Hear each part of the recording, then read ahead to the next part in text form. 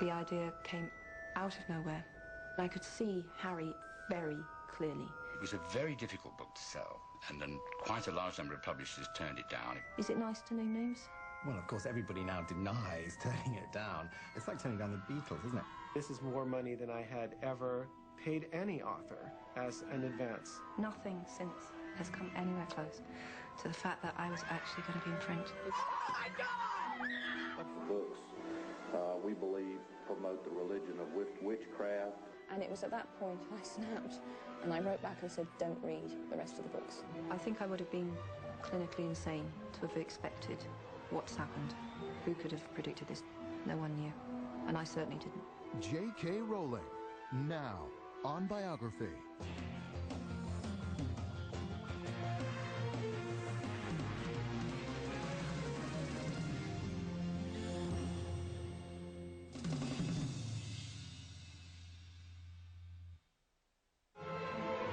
At one time, J.K. Rowling was broke and jobless, a single mother who spent her afternoons writing in Edinburgh coffee shops while her baby slept.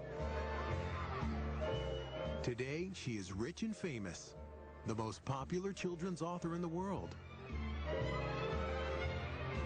'Cause it's witchcraft, wicked witchcraft. The Potter books she created have all been international bestsellers, and every Harry Potter movie so far has been a blockbuster success. Her legions of fans are desperate for the next installment of the Boy Wizard's adventures.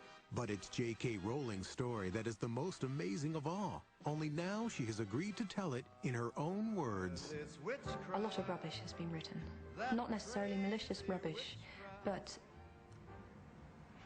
things get exaggerated and distorted, and I just thought maybe the moment has come just to say how it happened, truthfully, and then I can at least go easy to my bed and think, well, the truth's out there, and people can take it or leave it.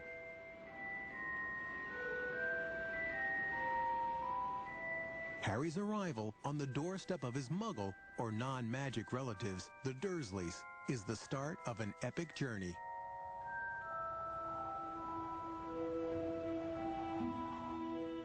Harry grows up thinking he's just an ordinary boy until he finds out that in the wizard world, his name is legendary, and he is destined to attend Hogwarts School of Witchcraft and Wizardry.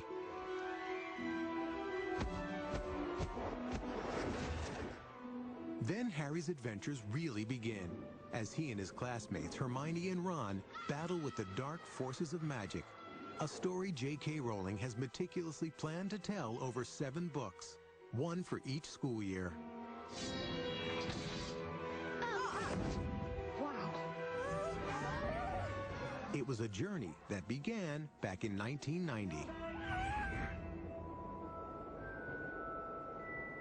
I was going by train from Manchester to London, sitting there thinking of nothing to do with writing, and the idea came out of nowhere.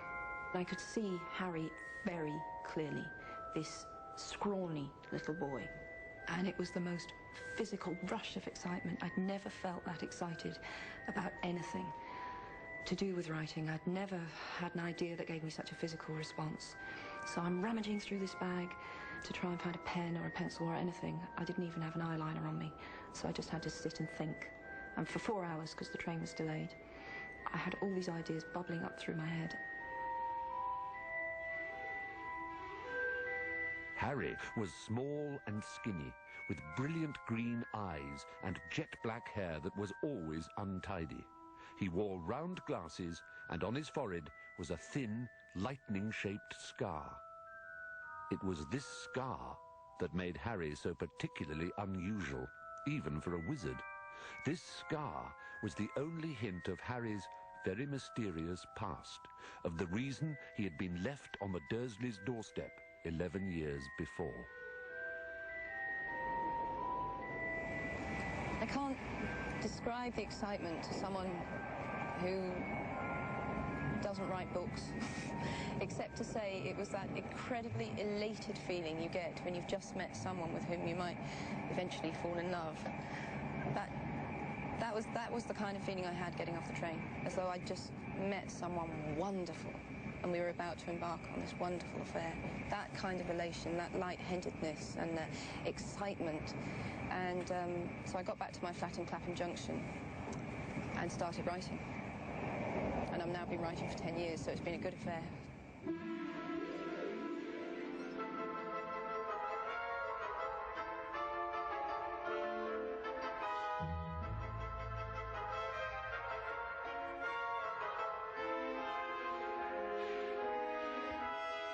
For me, King's Cross is a very, very romantic place, probably the most romantic station, purely because my parents met here. So that's always been part of my childhood folklore.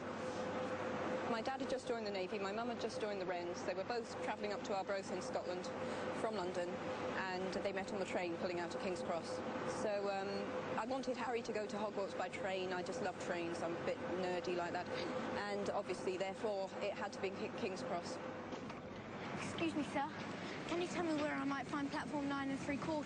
9 3/4? Think you're being funny, do you?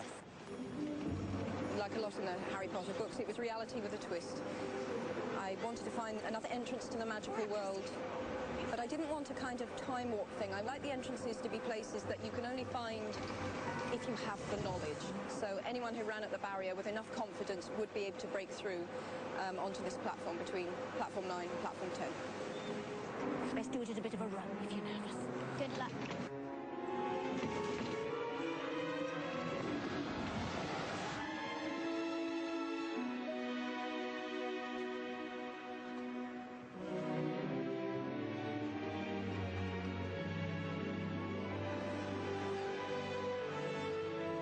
I wrote platform 9 3/4 when I was living in Manchester, and I wrongly visualised the platforms, and I was actually thinking of Euston.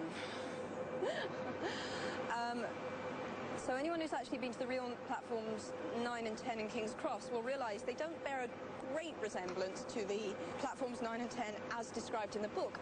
So that's just me coming clean there. I was in Manchester, I couldn't check. Coming up, J.K. Rowling revisits her humble beginnings. I had to write on napkins because I couldn't afford paper. And reveals the secrets of Harry Potter. And all these little symbols mean what house they're in, how magical they are.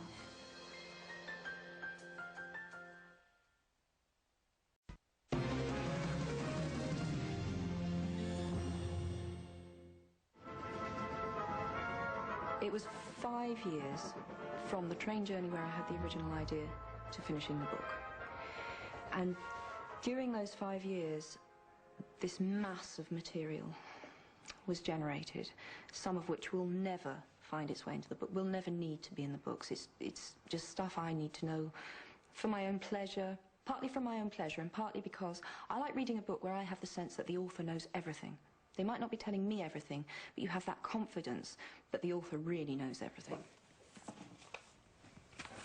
Okay, so this is, to the untrained eye, might look like a pile of waste paper, but this is 10 years' work. As you can see, I file meticulously, and I know where every single piece of paper is.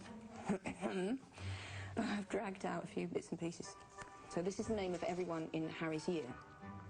And all these little symbols mean what house they're in, how magical they are, what their parentage is, because I needed this later for the Death Eaters and so on, and the various allegiances that would be set up within the school.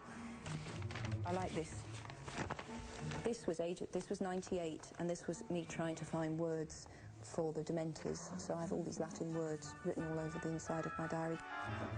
I used to cover just about anything with writing, as you can see. This is my application for housing benefit in 28 Gardeners Crescent, which is where the first place I lived, obviously, when I was in Edinburgh. Treated with a complete lack of respect by me. Discarded first chapters of book 1. I reckon I must have got through 15 different alternative chapters of book 1. The reasons for which I discarded each of them were they all gave too much away. And in fact, if you put all those discarded first chapters together, almost the whole plot is explained. This is an old notebook in which I worked out, and again, I don't want you to come too close on this. That is the history of the Death Eaters. Where's my Portuguese diary gone? There it is. So this is a Portuguese diary, as you can see, not filled in, because I've never filled in a diary in my life. But it had paper in it to write on, so we have another draft, book 1, chapter 1. I drew a lot of pictures. I drew them for no one but me. I just wanted to know what the characters looked like. So anyway, that was Argus Filch. No prizes. Snape, obviously. That is Harry arriving in Privet Drive with Professor McGonagall and Hagrid and Dumbledore. That was a Gringotts cart. Mirror Verised. That's the Weasleys. Professor Sprout. I like this one. I thought I'd lost this picture, actually, because I was going to show it to Chris Columbus. And true to form, I only found it when it was no use, and they'd already filmed that bit anyway. But this is how the entrance to Diagon Alley works in my imagination. So Chris is going to murder me when he finds out I had a blueprint all along, and he was asking me how it worked. But it was buried in a box.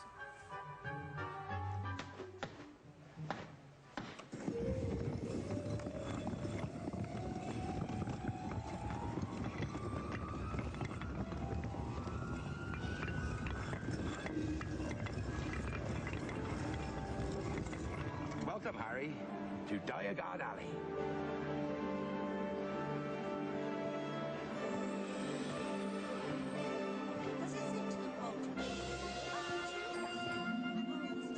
As J.K. Rowling continued to build Harry's world, her own fell apart. She arrived in Edinburgh in 1993 after a brief time teaching English in Portugal. There, she'd been married, had a baby, and then left her husband. She had no job, virtually no money, and a tiny daughter to support. That was the phase where the penniless single mother sort of tag to my name came along, which was true, but it wasn't enough that I was a penniless single mother. I had to write on napkins because I couldn't afford paper, and then we started straying into the realms of the ridiculous. Let's not exaggerate here. Let's not pretend I had to write on napkins, because I didn't. They started sort of adding little bits and pieces that just weren't necessary because the stark reality was bad enough. Haven't been back here since 1994 when I moved out, and I don't like being back here, which is no offence to the place, but I've kind of avoided this place since I moved out, in just in deference to the fact that it was a pretty unhappy 6 months. I did a lot of writing here. I would say it's here that really the first book became a book, as opposed to 3 chapters and a collection of notes. So we're going to go in then? Off we go. You couldn't really, objectively speaking, look around and say, well, you've made a success of your life. I was 28. I was living on benefit. I was living on about £70 a week. I had no work. And to suddenly be in a position where actually I couldn't support myself, because obviously anyone who's tried to get state childcare will know that you'll be very lucky to get the kind of childcare that means you can work even part-time. So it was all a real shock to the system. Oh my God. This is so different. Oh my gosh.